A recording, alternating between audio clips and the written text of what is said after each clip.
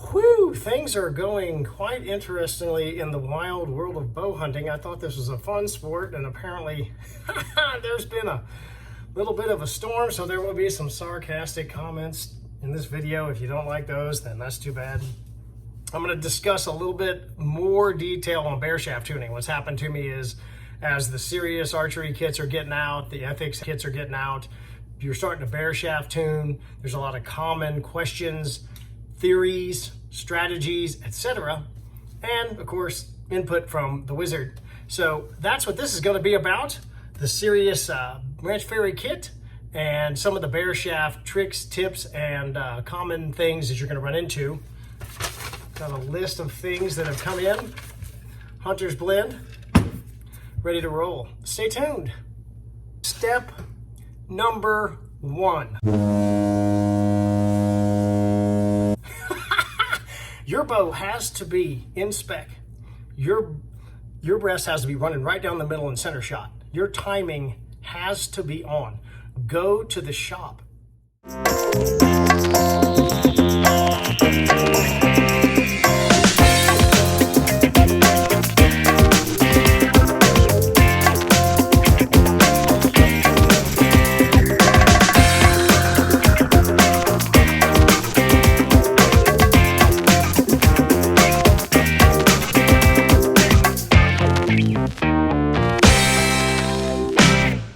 Right off the bat, I want to talk about the serious kit that's offered by Serious Archery on their website, the Ranch Fairy kit. I don't get any compensation for the thing. It's just something that we worked up with the guys over there. It was the first archery and arrow manufacturer that didn't look at me like, "You're crazy." They said, "Well, yeah, we're into that." And I said, "Oh, great. Why don't we help people learn to bear shaft tune and get perfect arrow flight? So on impact with animals, your recovery rates will go up and you'll get a pass-through shot." That is the goal. You'll get 4 arrows, 2 different spines, and you want them cut to your length. The length of the arrows that you normally shoot. You want to get 2 different spines. You get the Ranch Fairy test kit. Apollo's a mid-diameter shaft, and the Vulcan is like a, normal diameter carbon arrow. So you can choose whatever diameter you want to shoot. There's a little bit of price point difference there. That's good for everybody. Be 100 grains loaded up front already. And then you have your choice between the 100 to 200 grain Ethics Ranch Fairy test pack of field points, or the Magnum, which would be you get the 100 grain insert and then you go 200 to 300 grain points so that you can tune for a Magnum. So just let Andy and the guys know at Sirius which kit you want, and that'll be that. So when you start bear shaft tuning. Again, the goal of bear shaft tuning is to get your bow shooting as perfectly possible as you can, so the fletchings don't have to work at it. If your arrow comes off sideways and the fletchings are correcting and it's lying to you, then your flight is inconsistent. I can't make fixed blades fly and all this stuff. It's not true. So now we're going to go into a little bit on tips and tricks and a lot of the common things I'm seeing. We got an angry bird. Well, not a moderately sarcastic angry bird, so I kind of appreciated his comment, but it's funny. And then some of the stuff I'm running into, and little tips you didn't tell the Ranch Fairy, because you got tears that look like you were throwing a nunchuck through the paper, and then you kind of mention a couple of things that might be the problem. But initially it was all about the arrows, and you need to learn to not blame your equipment so much. You're human. Maybe it's you. Maybe it's you. Okay, there's been some great debates on the distance that you paper tune.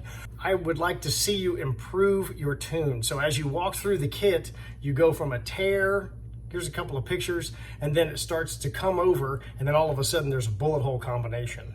That's the goal. Improve your arrow flight bear shaft. Some people are shooting at 8, some people are shooting at 10 or 12 feet through bear shafts, and you can shoot fletched through paper. That's fine. It will show the same thing. So either way you go, you can do that. I consulted the wizard. The wizard sent me this drawing, and this is called Paradox.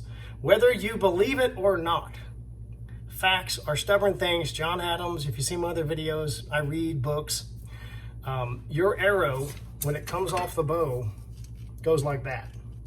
It's called paradox. I've talked about impact paradox. That's at the target. But right off the bow, your arrow's sitting very still, and then your bow does what it's designed to do per Blake Davis. Your bow is pulled back, and its only job in life is to return to a static state. So this violent reaction is quite abrupt, and this arrow's just sitting there contently, thinking it's fine, and then all of a sudden it goes like that, and as it's flying, it's in the first 21 feet is what the wizard says. It is kicking, and starts to stabilize. So the wizard said 21 feet is the magic distance for paper tuning. I've got a couple of subscribers out there who will not be named, who are probably going to say it's 20.657 feet. Okay, please. Once again, when you're paper tuning, you want to see improvement. You want to see tears, and then it comes around and starts shooting bullet holes or very, very close. Step number 1. Your bow has to be in spec. Your breast has to be running right down the middle and center shot. Your timing has to be on. Go to the shop. I'm guessing with the Twizzlers that you're currently shooting, you did not bare shaft or paper tune. Maybe some of you did, don't bash me, but the highest majority of people, this is their first adventure into this, to getting as perfect an arrow flight system as you can. And the bow's got to be running down the middle. You can't have cam lean, and you can't move, change the draw weight in the middle of it. Like, I got it perfectly tuned, now I'm gonna crank her up. No, you start over. More tuning. More stuff on the list. New rest, new string, change the cables. I went from a whisker biscuit, got it tuned, and changed to a drop away. Now it's not working. Absolutely, that's a big change. Your timing can be off on your rest. Your rest isn't running down the middle. There's all kind of fun there. So I get these emails where people say, this ain't working. And I say, is there anything else going on? Well, I was looking at the bottom wheel, about 5 weeks ago. Didn't kind of mention that there's a lot of string wear. That means the cam is probably leaning like this, and that's bad. So the bow's got to be right. If the bow is not in square, you haven't been in the shop in a while, or you make a drastic change like a new string, you just let me know this stuff beforehand. If you just change strings, you got to shoot them in. This varies all over the place. 200 shots seems to be the kind of basic thing I've read about. I don't know about that stuff. Pamela, when Big Mike refletched or restrung and recabled her, she was a nightmare. When I sent her off, she was lovely, and we were sucking face and having a great time. And when she came back with a brand new string of cables, she was kind of nasty. And after, 200, 300 shots, she finally settled in and calmed down. So I had one guy who said, yeah, my paper tune's not working. It's going all over the place. And I said, has anything changed? Well, I happened to change the string. Well, how many shots you got in? About 26. Okay, well, you need about another 175 or so, and your bow will settle, and then retune. You might have to even take it back to the shop. So the shop's a big deal. The bow's got to be square. That's your starting point. A few other things. One guy said, well, my tune's not working, but I knew that the spring in my drop-away rest was kind of failing. It's good information to know. Once again, all of these problems, new rest, new string, change the draw weight in the middle of the thing. I changed rests after I tuned it. You're blaming the equipment and you're blaming your arrows. You think it's the heavy arrows. It is not. You can't change this stuff. A couple of people said, well, yeah, I forgot to mention. I got me a 340 and a 300 because that's what I had laying around the house. I said, well, okay. What'd it do? Well, they all went to the left and they were tearing like crazy. I said, well, what's your draw weight and draw length? Well, I'm shooting 75 pounds and 30.5 inches. Maybe you got a juice cannon and, you might have to spine up. From what I understand, spine on these arrows is measured at 28 inches and they set the shaft on something 28 inches and they hang a weight from it, and that's how they check the bend, the spine. If you're shooting a 32-inch arrow, you got to spine up. Coming along with that, longer arrows, the FOC goes down because it's stupid math.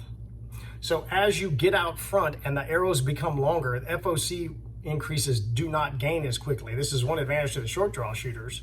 If you got a 26 or 25-inch arrow, your FOC is going to be off the chart and your arrow mass will be down unless you force it to be 700 grains. But If you're shooting a shorter draw length and shooting 525 with 26% FOC, you're going to be fine. But you long arrow guys, don't get so obsessed about the FOC as much. Get your arrow mass and get the arrows flying perfect. We want perfect impact penetration. You can't beat the math. You can't. I mean, you can go to 800 grains. I don't care. I've done it. It's just going to take some work. And you have to maybe try. You know, put out some effort. And you have to maybe try. You know, put out some effort. What else do we have with this? Oh, great comment of the day. One of the comments came in on YouTube, and some guy said, "Hey man, I really like your enthusiasm and your sarcasm, but I do not like the fact that you're extreme." And I was thinking, well, okay, so there's rage extreme. There's extremely light arrows. Like, I want to shoot the lightest arrow I can, and I want you to crank my bow to the stops, baby. If I can get 71.5 pounds and shoot me a 385 on the verge of IBO explosion, that's not extreme. But shooting 550 grains is extreme. Philosophical, you know. I'm telling you, 550 is the middle. Just because it's not common in the industry world, it's BS. 550, 525 is a middleweight arrow. It'll fly great for your bow. And 700, 800 is when you start to get extreme. So all you fast guys who are pushing the limits, shooting 500 spine arrows out of a 70-pound bow and trying to make it tune because you want it as extremely fast as you can extremely be and shoot an extremely light broadhead that's extremely wide, just saying. I run 740, 25%. That's pretty extreme. It's badass, but it's pretty extreme. But, you know, easy on the extreme. You people are idiots. Okay, finally, when you get your kit from Sirius, you start shooting the field points through the kit, okay? Now, you got a 100 grain insert, and let's say you get the low kit. Most arrows that I'm getting in, and I'm getting good paper tunes in, seem to right about 225 or 250 up front. So that's a 100 grain insert and 125 grain point. There's a lot of that happening. There's a lot of that. It just seems to be a sweet spot. That 525, 550, and I really do think it's the FOC. I think you start to breach 17, 18%. It starts pulling the arrow, and you start to see tremendous arrow flight increases and very consistent arrow flight and tighter groups. You're also going to see this on meat next fall or whenever you go hunting. You're going to see the impact results. It's just going to be a battle axe. So if you do that and you get, let's say it's 150 grain point. So you got 100 grains in the shaft and then 150 grain point. You can move that around on your next build. You can talk to the guys at Sirius. We can raise your insert weight and shoot 125 grain points. Or you can start looking for a broadhead that matches your field point weight that flies and call it good. VPA's got a good combination. Grizzly 6 got a bunch of stuff. Toughhead's got the heavyweights when you guys go Magnum, right? And certainly Mike Psalm at Magnus has everything you need between 100 and 125 grains to get the work done. So that's just a little bit of a cleanup on bare shaft tuning, tricks and tips. But remember the key.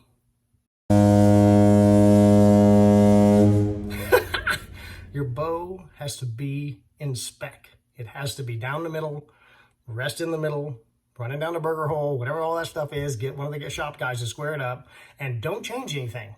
If you change something, the whole tune changes. It may not be drastic, but you don't just assume, well, tell you what I'm gonna do. I'm gonna crank it up by 5 pounds and change to a drop weight, but my bow's shooting darts. Don't email me. Do not tell me that, because all I'm gonna say is everything changed. Go back and try. You're gonna have to try. This is the Ranch Fairy, sucking down my Hunter's Blend. It's not really coffee, I've got tea in here right now. Keep myself moderately wired before I go to bed. It's late at night tonight.